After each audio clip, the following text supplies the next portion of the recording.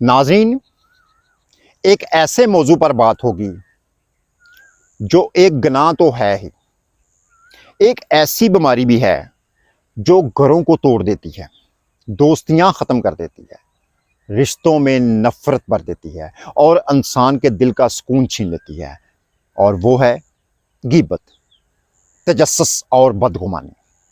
غیبت کیا ہے؟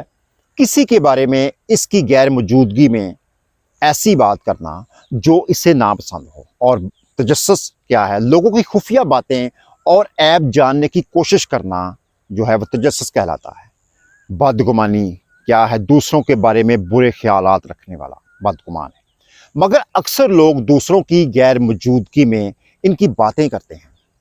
یہ ایک حرام فعل اور کبیرہ گناہ ہے۔ غیبت کرنا جس طرح حرام ہے، اسی طرح اسے سننا بھی ناجائز اور گناہ ہے۔ لہٰذا اگر کوئی کسی کے بارے میں اس کی غیر موجودگی میں کچھ کہے تو اسے منع کرنا چاہیے۔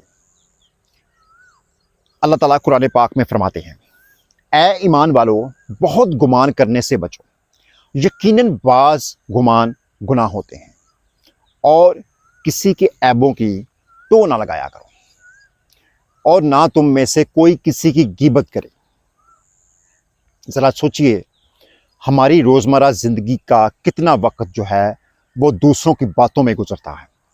دو دوست اگر بیٹھے ہوتے ہیں، تیسرے دوست کی باتیں شروع ہو جاتی ہیں۔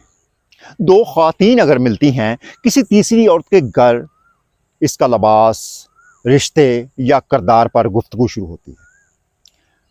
اور سوشل میڈیا اگر کھولا جائے، لوگ دوسروں کی زندگیوں میں جھانک رہے ہوتے ہیں۔ کسی نے کیا پہنا ہے، کہاں گیا ہے، کیا کر رہا ہے، کس کے ساتھ تصویر لگائی ہے، کس کی شادی خراب ہوئی ہے، کس کے گھر کیا مسئلہ چل رہا ہے۔ یہی وہ تجسس ہے جس سے قرآن پاک نے منع کیا ہے۔ ناظرین، شیطان جو ہے انسان کو پہلے صرف بات کی طرف لے کر جاتا ہے، پھر وہی بات غیبت بن جاتی ہے، پھر بدگمانی، پھر نفرت، پھر جھگڑے، پھر تعلقات ختم ہو جاتے ہیں، اور افسوس ہم سمجھتے ہیں یہ صرف ٹائم پاس ہے۔ نبی کریم صلی اللہ علیہ وآلہ وسلم نے فرمایا، غیبت یہ ہے کہ تم اپنے بھائی کا ایسا ذکر کرو جو اسے ناپسند ہو۔ صحابہ رضی اللہ عنہ نے عرض کیا، اگر وہ بات اس میں موجود ہو تو آپ صلی اللہ علیہ وسلم نے فرمایا، اگر وہ بات اس میں موجود ہے تو تم نے غیبت کی، اور اگر موجود نہیں تو بہتان لگایا۔ سوچئے ناظرین، ہم میں سے اکثر لوگ کتنی آسانی سے دوسروں کی عزت اچھالتے ہیں، کبھی خاندان میں، کبھی واٹس ایپ گروپس میں، اور کبھی دوستوں کی محفل میں، اور کبھی کبھی تو صرف ایک اسٹیٹس کے ذریعے کیا جاتا ہے۔ لیکن یاد رکھیں، جس شخص کے سامنے آپ کسی تیسرے کی برائی کر رہے ہو، ضروری نہیں وہ آپ کا مخلص ہی ہو سکتا ہے وہ شخص جو ہے وہ جا کر آپ کی ساری باتیں آگے پہنچاتا ہو۔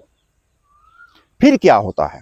دل ٹوٹ جاتے ہیں، رشتے ختم ہو جاتے ہیں، بھائی بھائی سے جدا ہو جاتا ہے، اور خاندان جو ہے وہ دشمنی میں بدل جاتے ہیں۔ اور پھر بڑی آسانی سے انسان کہتا ہے، مجھے نہیں پتا جھگڑا کیوں ہوا ہے، حالانکہ ایک جملے سے لگی ہوتی ہے آگ۔ ناظرین، بدگمانی بھی ایک خطرناک بیماری ہے۔ شوہر بیوی پر شک کرتا ہے، بیوی شوہر پر شک کرتی ہے، دوست دوست پر شک کرتا ہے، اور اکثر یہ شک جو ہے صرف گمان ہوتا ہے، حقیقت نہیں۔ شیطان جو ہے انسان کے دل میں وسوسہ ڈالتا ہے، اس نے ایسا کیوں کہا، اس نے جواب دیر سے کیوں دیا، یہ میرے خلاف ضرور بات کرتا ہوگا، اور یوں انسان جو ہے اپنے ہی ذہن کا قیدی بن جاتا ہے۔ اسلام ہمیں سکھاتا ہے ناظرین کہ اگر کسی کے بارے میں اچھی بات سوچ سکتے ہو تو بری بات کیوں سوچتے ہو۔ آج ہم میں سے اکثر لوگ جو ہیں وہ دوسروں کے موبائلز چیک کرتے ہیں، موبائل فون میں پرائیویسی توڑتے ہیں، خفیہ باتیں نکالتے ہیں، اور پھر کہتے ہیں ہم تو صرف جاننا چاہتے تھے۔ یاد رکھیں، ہر چھپی ہوئی چیز جاننا ضروری نہیں۔ کبھی کسی کی عزت بچانا اپنی عبادت بچانے سے بھی بڑا امتحان ہوتا ہے۔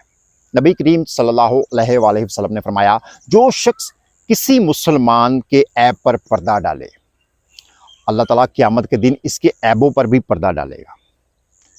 تو سوچئے ناظرین، اگر اللہ ہمارے گناہوں کو لوگوں کے سامنے ظاہر کر دے تو کیا ہم معاشرے میں چل سکیں گے؟ پھر ہم دوسروں کی عزت کیوں اچھالتے ہیں؟ ناظرین، زبان بہت چھوٹی چیز ہے، لیکن یہی انسان کو جنت بھی دلا سکتی ہے اور جہنم میں بھی گرا سکتی ہے۔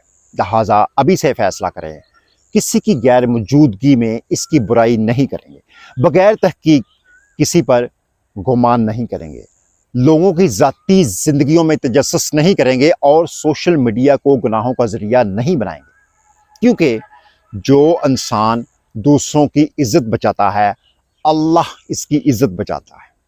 اللہ تعالی ہمیں اپنی زبان، اپنے دل اور اپنے خیالات کی حفاظت کرنے کی توفیق عطا فرمائے۔